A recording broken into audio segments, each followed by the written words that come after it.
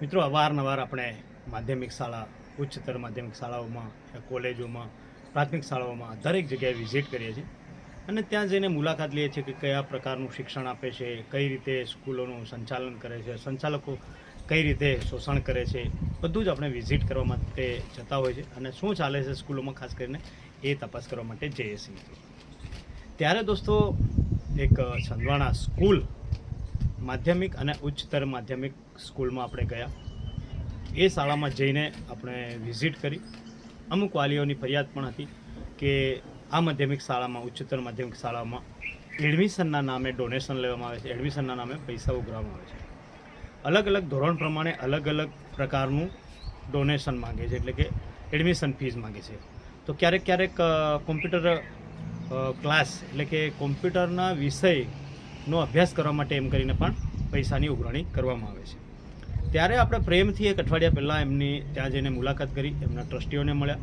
એના ટ્રસ્ટીઓની સાથે સાથે પ્રિન્સિપાલને પણ વાત કરી કે ભાઈ તમે આવું કેમ કરો. પ્રેમથી આપણે કીધું કે તમે આ બધું પૈસા લેવાનું બંધ કરો, એટલે કે ઉઘરાણી કરવાનું બંધ કરો, અને લીધા હોય તો પાછા આપી દો. આપણે પ્રેમથી વાતો ઘણું બધું સમજાવીને આપણે આવતા રહ્યા. એમને કીધું, મેં માંગ્યું કે ભાઈ પરિપત્ર મને આપો, અને જે રસીદ આપતા હોય, આ લીગલી પૈસા તમે લેતા હોય તો રસીદ આપતા હશો તો એની બિલ બુક જોવડાવો અથવા તો રસીદ એમને આપો, એ મને જોવડાવો. તો એમને કીધું 2 દિવસમાં આપીએ.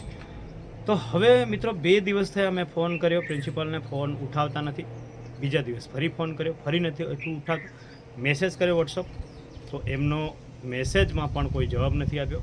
મેં ટ્રસ્ટીને પણ ફોન કર્યો, એમને પણ કીધું 2 દિવસમાં હું મોકલું છું, છતાં પણ 2 દિવસમાં કોઈ જવાબ નથી, કોઈ રસીદ નથી. પછી રૂબરૂમાં આજે હું ગયો ફરી, તો મને ગોળ ગોળ ફેરવીને વાતો કરે છે, એમ છે તેમ છે, હું તમને કેમ આપું, હું એમના વાલીઓને આપીશ, આવું કરીને ગોળ ગોળ વાતો ફેરવાની કોશિશ કરે છે.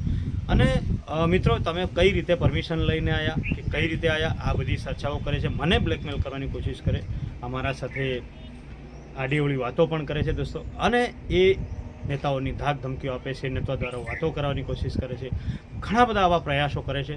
પણ હું આ જાગશે ગુજરાતના માધ્યમથી, આ સોશિયલ મીડિયાના માધ્યમથી અને જાગશે ગુજરાતના માધ્યમથી પણ જણાવવા માગું છું કે આપણે ક્યાં સુધી આ બધું વેઠીશું, ક્યાં સુધી આ લોકો જે કૌભાંડો કરી રહ્યા છે એમને સલાવીશું. હવે જાગૃત બનો. અને હું બને ત્યાં સુધી જિલ્લા શિક્ષણ વિકાસ અધિકારીને પણ વાત કરીશ. અને મિત્રો, જે આપણા જે ગુજરાત રાજ્યના શિક્ષણ મંત્રી છે ને, ત્યાં સુધી પણ આ વિડીયો પહોંચાડીશ. તમારો સાથ સહકાર મળશે એવી પણ આશા કરીશ, અને કડકમાં કડક કાર્યવાહી થાય અને આપણા વિદ્યાર્થીઓ સાથે ન્યાય થાય.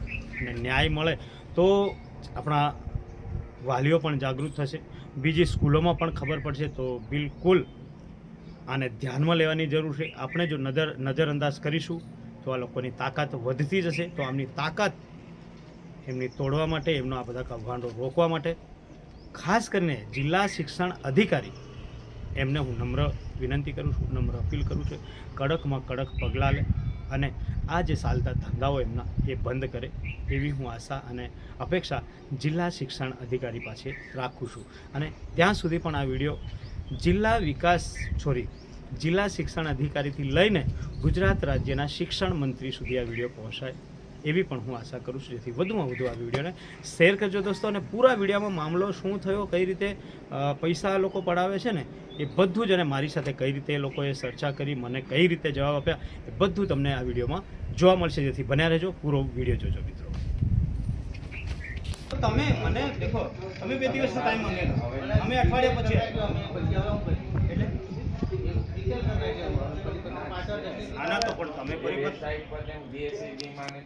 તમે કીધું પરિપત્ર અમારા પાસે છે અને તમે જોવાડ્યું છે, પછાડ્યું છે, તો એ મને આપો ને. કેમ ડિલીટ કરવાની જરૂર કોઈ? હા, તો એ લાવો, મને કોઈ વાંધો નથી, મને એ લાવો. તમે કીધું તો 2 દિવસમાં બિલ બુક, રસીદ બુક અમને જોવાનું કોઈ વાંધો છે તમને? એટલે કેમ અમે લઈ જવાની છે? અમારે લઈને થોડી જવાની છે.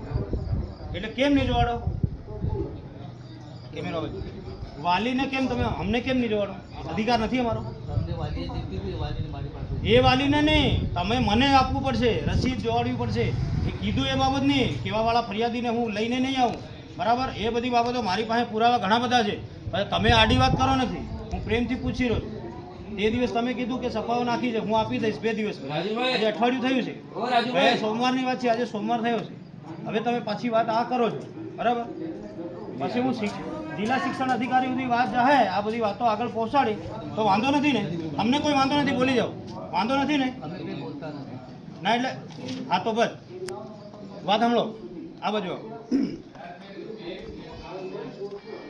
આપણે જે આ સ્કૂલ મહાલક્ષ્મી માધ્યમિક અને ઉચ્ચતર માધ્યમિક શાળા જે છે ત્યાં આ લોકો જે ટ્રસ્ટી દ્વારા યા પ્રિન્સિપાલ દ્વારા પૈસા ઉઘરાવવામાં આવે એડમિશનના નામે યા કોમ્પ્યુટરની ફીસના રૂપે પૈસા ઉઘરાવવામાં આવે છે.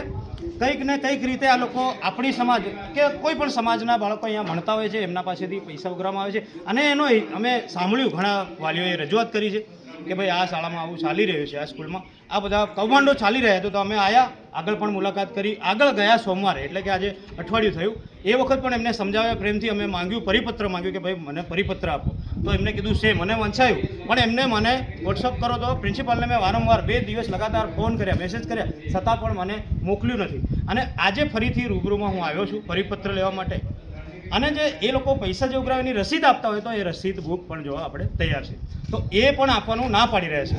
તો હવે આપણે જિલ્લા શિક્ષણ અધિકારી હોય કે ગુજરાત રાજ્યના શિક્ષણ મંત્રી હોય એને પણ આ રજૂઆત કરીશું અને જણાવવા માંગીએ છીએ કે આ લોકો આવી સ્કૂલોમાં જે ગરીબ બાળકો ભણવા આવે છે, જેમના પાસે ઘરે કઈ રીતે એમનો મા બાપ કઈ રીતે ગુજરાન ચલાવે છે, એમને કઈ રીતે ભરણ પોષણ એમનું કરે છે, એ લોકોને કંઈ ખબર નથી, પણ અમે જાણીએ છીએ. અને આ ખરેખર કોઈ પણ પ્રકારની આવી ફીસ લેવામાં આવતી નથી. અને મેં આગળ પણ એક વિડીયો બનાવ્યો છે, છેલ્લા લગભગ 2-3 દિવસ પહેલાં અપલોડ થયો છે મારી ચેનલમાં. તો એ ચેનલમાં તમે જોજો મિત્રો, ઘણી બધી સ્કૂલોનું, ઘણી બધી આવી હાઈસ્કૂલોનું મને રજૂઆત થઈ છે. એટલે મેં આની 1-2 સ્કૂલોની વિઝિટ કરી છે અત્યાર સુધી, હજી ઘણી બધી સ્કૂલોમાં વિઝિટ કરવી છે.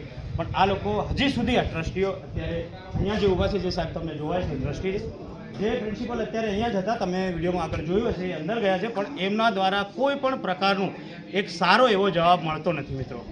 તો હવે સાથ સહકાર તમે પણ આપશો અને આ વિડીયોને વધુમાં વધુ શેર કરશો અને જિલ્લા શિક્ષણ અધિકારી સુધી તો હું પહોંચાડીશ, પણ ગુજરાત રાજ્યના શિક્ષણ મંત્રી સુધી પણ આ વિડીયો પહોંચે એવી હું આશા અને અપેક્ષા રાખું છું. બાળકો હમણાં આવ્યા છે, એ લોકો પાસેથી કેટલા પૈસા લીધા તમે? એડમિશન ફી કેટલી એમની કેટલા? તો આનું મેનેજમેન્ટ કોણ કરે છે? તો એ એડમિશન માટે કેટલા પૈસા લીધા? મને બધી ખબર છે. 11મા ધોરણમાં એડમિશન માટે આવ્યા જે છોકરાઓએ એડમિશન લીધું, કેટલા પૈસા લીધા છે, 9મા એ કેટલા લીધા, મને બધી ખબર છે. પણ હું તમને પૂછું, બરાબર, 600 રૂપિયા 9મા ધોરણમાં જે બાળકો આવ્યા એમના પાસેથી 600 રૂપિયા ઉઘરાણી કરવામાં આવી છે.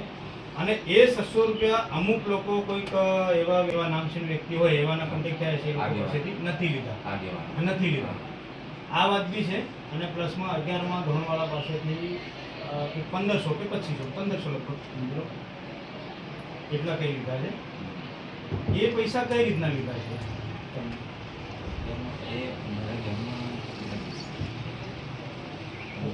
એડમિશન તમને કર્યા તમને તો સાહેબ ખબર હશે કે પછી ક્લાસ ટીચરે લેતા હશે ને? તો પછી મને 11માનો ને 9માના ક્લાસ ટીચરોને મળાવો. અમને ખબર નથી તો એમને મળાવો.